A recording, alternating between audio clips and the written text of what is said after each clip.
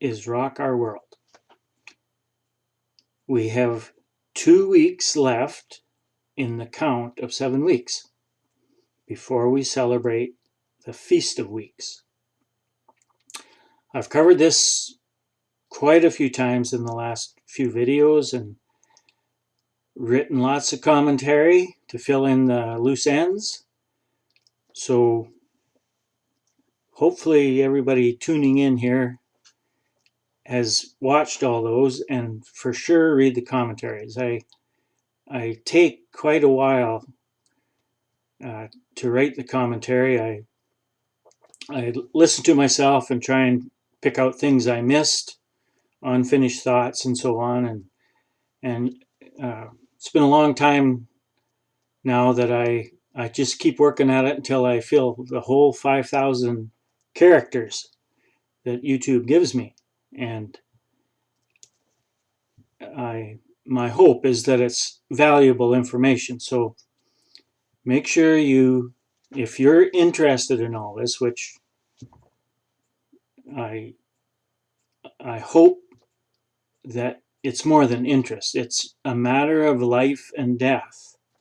That's how God puts it to us. He has put before us life and death, and then he says, choose life.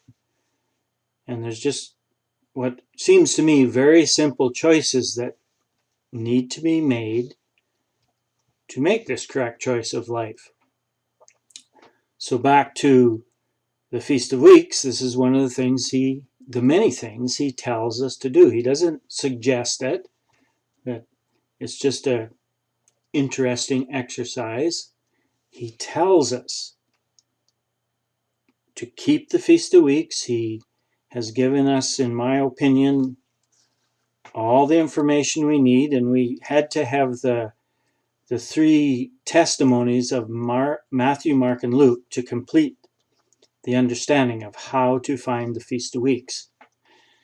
We had to have the calendar of God restored to be able to do this. So these are more recent developments that we have all this information available, and then it's a matter of doing some research. I explained how I started this present part of my journey of searching for the New Moon Festival is kind of where it started in 2008, and I was researching work that other people had done to have some kind of starting point. Actually, it was my wife that found a few documents that various people had posted on YouTube concerning the new moon, and it kept coming back to the Book of Enoch. And it's interesting in my walk, where the Book of Enoch came into my attention was way back, about 50 years ago. I'm not going to say it happened right away, but it was pretty quick. As I passed along, I was strongly encouraged to read all of the scriptures. And for whatever reason, when I came in my old King James Bible that I started with, when I came to the book of Jude, early on in my walk, I noticed the footnote where it was quoting quite a long quote in the book of Jude from the book of Enoch. And it just kept, in the back of my mind, kept kind of bugging me. Why was Jude quoting from the book of Enoch? And I never followed up on that until 2008. So that was quite a long time for that to bug me. Starting in 1975, taken all the way to 2008, and I finally, I need to get this book of Enoch. And with my wife's help, she was quite competent on the computer, and I thought Amazon was a book club. So anyway, it was Amazon that she found a used Book of Enoch, and it was sitting on the table in front of me in 1 week. That's all it took, 1 week. I'd waited 30 33 years that it had been bugging me. Why did Jude have this long quote, substantial part of Jude, which is a very short book, but a substantial part of it is a quote from the book of Jude. Well, it turns out, the book of Enoch. It turns out, people have made this study. I'm not going to say it's 100% or not, but it's reported that there's 70 quotes from the book of Enoch in the apostolic writings. That's what Christians call the New Testament. I call it the apostolic writings. It's not the New Testament. The New Testament is found in Jeremiah 31 to 34. I should quote it quickly. This is a condensed version. The Lord says, "And this is the new covenant I will make with my people. I will write my Torah upon their minds and upon their hearts." And the my people he's referring to are the house of Judah, who are the Jewish people, and the house of Israel, who are Christians. So the Christians are the 99%, the Jewish people are the 1%. Those are his people that supposedly believe in the God of Israel. So if that was true, wouldn't we read what he said to us and then do what he told us to do? Because when you read through the scriptures from end to end, you find that God is quite insistent that we obey him. He doesn't say, it's a good idea if you have nothing better to do. So today is the Sabbath day. The moon last night at sunset was what we call the full moon, the sign right at sunset when the sun goes down and the moon comes up at the same time, or the very closest in the progress of the moon's cycle. So last night was what I call the major sign. That's where I start, just in case there's a glitch. I had a viewer ask me a question about finding the first sliver. That's the Jewish people like the rabbis, they make a big deal of this, and it's way easier. We were in Israel in 2017, and it's about the same latitude as California, and we've been there many, many times. Mom and Dad used to live down there in the winters. When you get that much closer to the equator, you can see that moon so crisply and clearly. And their climate is a little different. It's a lot clearer. Anyway, it's easy to see that first sliver. Up here, not so much. The further north you get, the harder it is to figure out how to apply what God tells us to do. But it's all doable. And I use the crutch, the help of moon charts. And that's all I need, is the day that the sun goes down and the moon comes up the very closest. There will always be a day before and day after, and it's very significant, the difference within those 3 days. So you pick that day, and that's the Sabbath day. And you can back up, and then you got it. Now, when the moon, when the internet is gone, and it will, like we should have enough information for all of us that we are going to lose our internet. We're going to lose our power. We're going to lose everything that we are familiar with in this modern age. I don't know when that'll happen. I'm proposing that some very significant things are going to happen in 2 weeks. That's a proposal. The Feast of Weeks is extremely important, just like all the other appointed times. And talking about the Sabbath day, that's very important. So today is the Sabbath day. Last night was the full moon. That's the signal for the second Sabbath of the moon cycle. Anyway, back to this little bit of digression. I started by just watching the moon, and most of the time, you can follow it. quite well, although finding that first sliver this far north is a challenge. And of course, we have cloudy days and so on, but at the end of the story, you can figure it out. You can know which day is the Sabbath, and if you end up having the wrong day when you get, following the signs come along, just change it. It's not that big a deal compared to just believing Christians and Jews that, just look on your Babylonian calendar and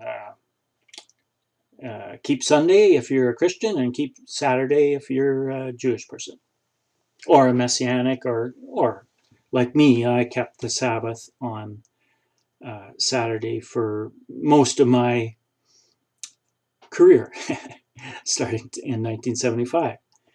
But as I talked about a little bit last week, where does it say the Sabbath is Saturday or Sunday or any other day of the week? What? The Babylonian week. What it does say, and this is Genesis 1:14, that all the Moedim, which the Sabbath is the very first one, has to have a sign from either the moon, the sun, or the stars. And that's Genesis 1:14. It uses the word, that's the first use of this word, Moedim. The Hebrew word 4150 in your Strong's Concordance, but the King James did not translate it properly. They used upwards to 10 different words to translate one word, which means appointed time. And this is a bit of digression too, but if you're looking for people who speak for God, that's one of the things they need to be talking about, is the appointed times.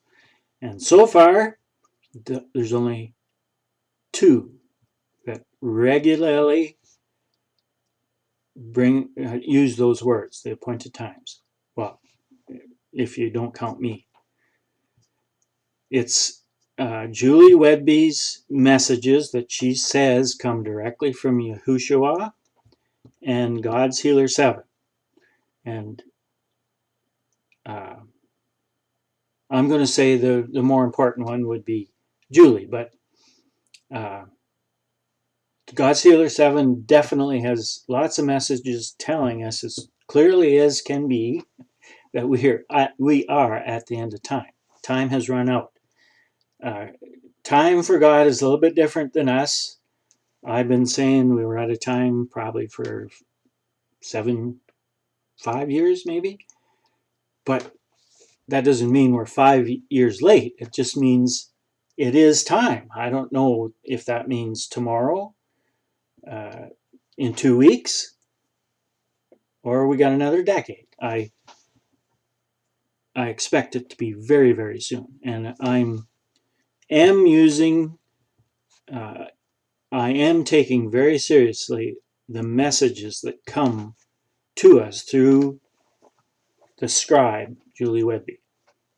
I have a trust that that is accurate information that's coming straight from Yahushua. It's coming through a human, so there's always that glitch. Us humans are glitchy. But let's be aware that we are very close to the time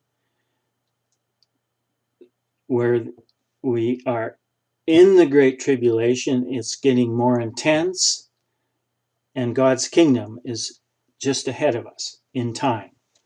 And God is going to step into this world with great power and great might through his servants, the 144,000. We have called them the bride, but they go by many names. As soon as they're empowered, they become the army. And most armies are mostly males. So the female and male terms don't mean what we envision in our heads. God is using metaphors. He also calls these same group of people kings and priests, which are both male terms.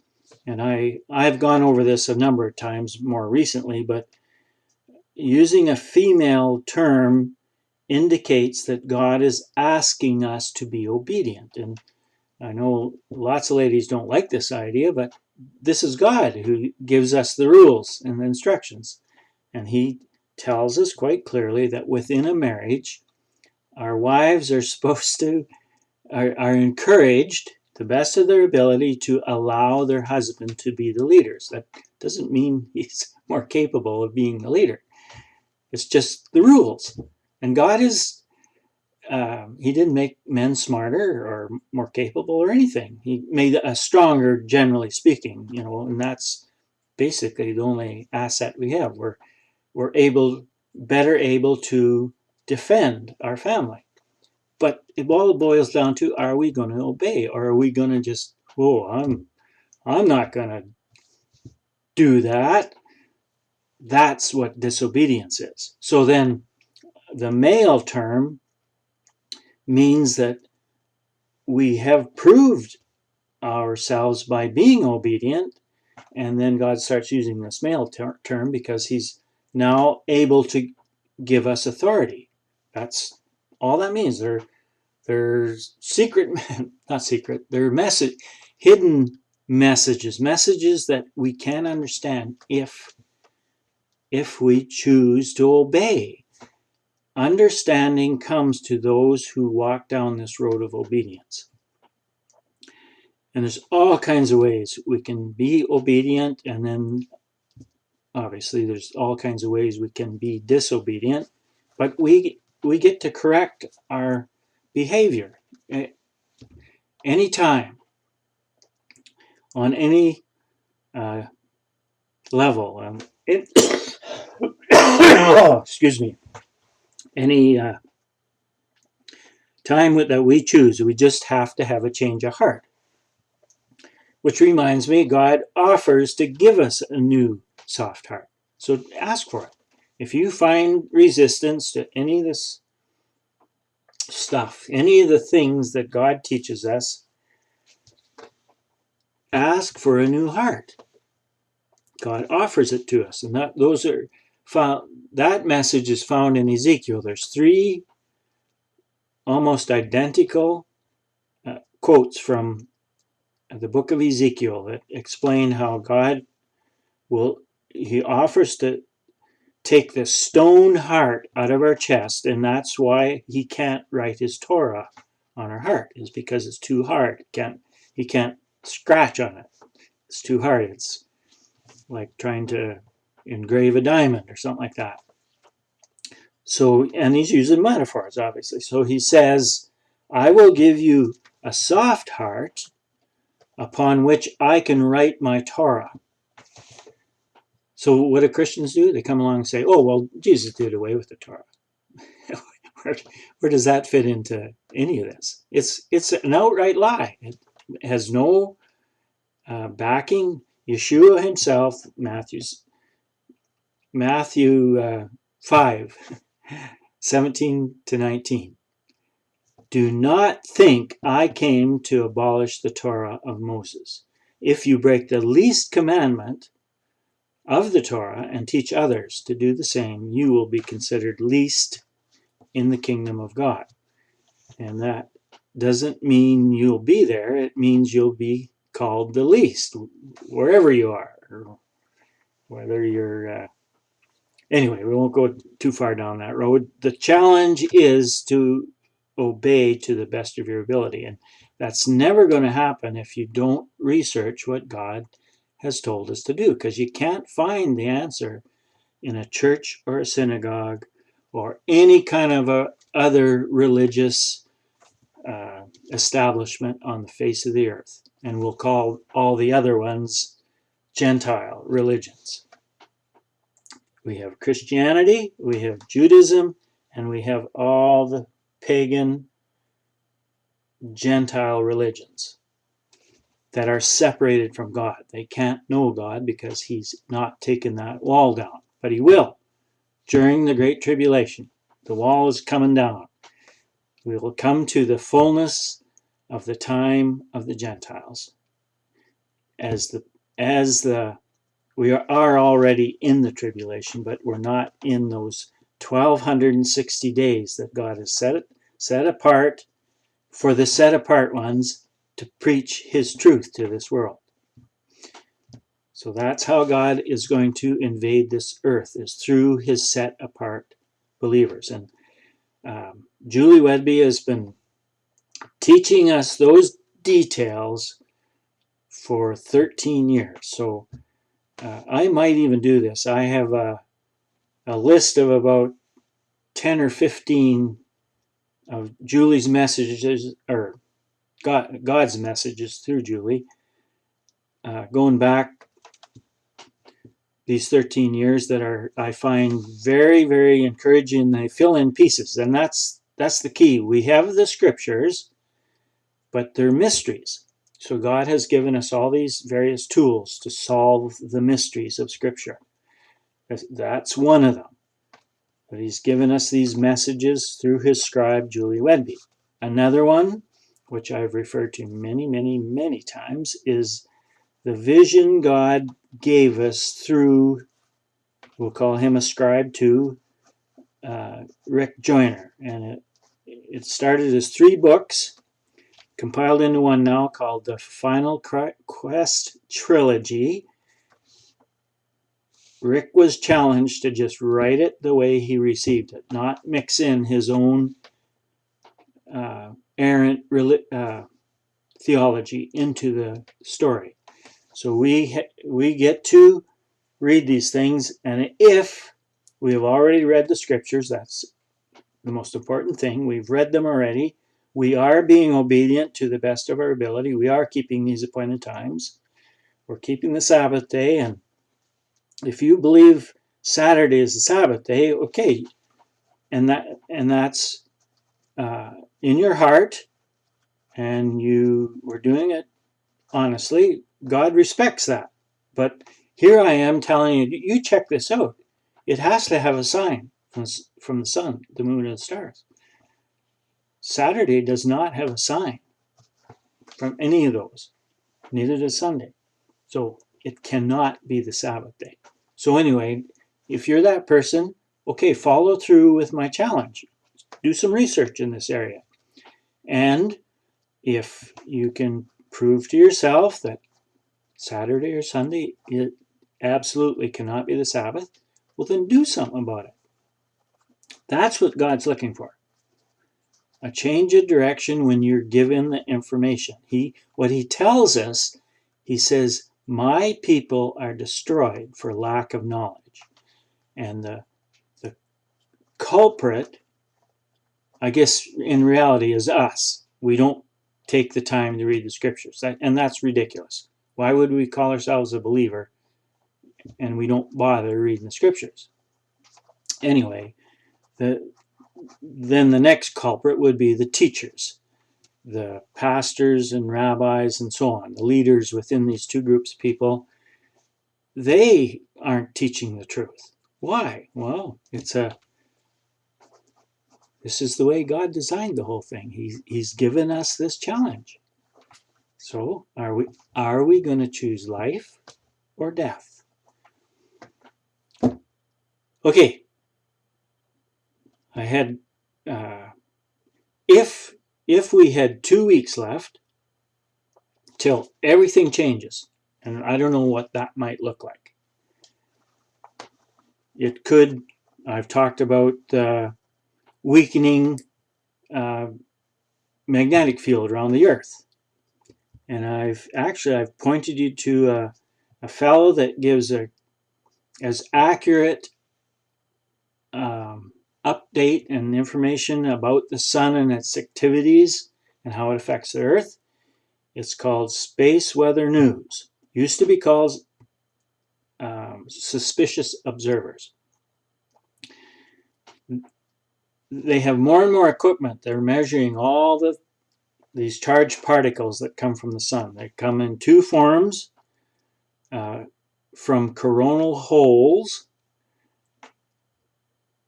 or 2 ways, and from CMEs, or coronal mass ejections. This energy that comes from the sun is, it goes through all these things, and we have equipment watching the sun, so we know when sunspots come around that have the potential to erupt, and these big sunspot, what do they call them? Coronal holes. Anyway, what's happening is the Earth's magnetic field is weakening. And we already know, science has shown us very clearly that the poles have flipped and changed position many, many times in Earth's history.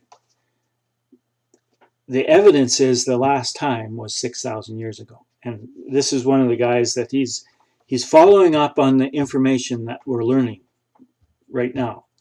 Most scientific community, the whole scientific community, does not tell us the truth. They're close-lipped about things. They stick to a narrative that they learned, whatever, when they went to university. They will not change, much like the rabbis and the pastors. They won't change. They just keep saying the same thing, and even though it's a lie, it's wrong. It's false information. So anyway, back to this information, that we are at a place in our Earth's history where we're being affected more and more by these energized particles, or this energy that's coming from the sun, because our magnetic field is weakening. This is the reality. That's why we're having amazing auroras, and that's why we're having blackouts in various places around the Earth. And the likelihood of that getting worse and worse is right up there. So anyway, that was a bit of a digression. I've talked about it a little bit before, but that's a scientific, little more scientific explanation of what God says when he says the sun will become 7 times hotter than it would normally be. And that's another one of the many reasons why we're having so many fires around the Earth. It's because between the heat, this extra energy, and the weakening magnetic field, it's also the direct cause of earthquakes and volcanoes, and it's kind of like this: energy in, energy out.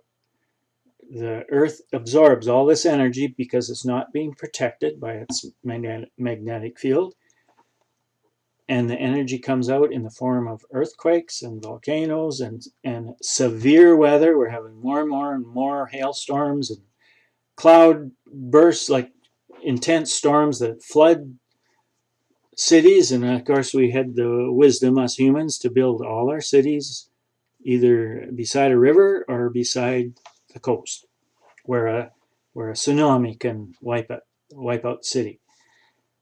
Anyway, we got the perfect setup for a lot of disasters. And when God tells us in the book of Revelation that in the early stages of this intense part right ahead of us, 1/4 of all humans die. 2 billion people. And then further on in the progress of the tribulation unfolding, another third, which would be another 2 billion people. So at least half the world's population dies in these catastrophes. Anyway, backing this whole thing up, here we are, 2 weeks away from the Feast of Weeks. And as I've explained in my last number of videos, this seems to me would be one of the most likely times, if you were to pick one of the appointed times. What it means, what it reveals to us, that it's the refining of the first fruits, the bride being the first one who becomes the army. That something quite amazing could happen 2 weeks from now. Now, whether it does or doesn't, God does have an appointed time for this. And we need to be keeping his appointed times. We need to be aware of who his servants are. His servants will do 4 things. They will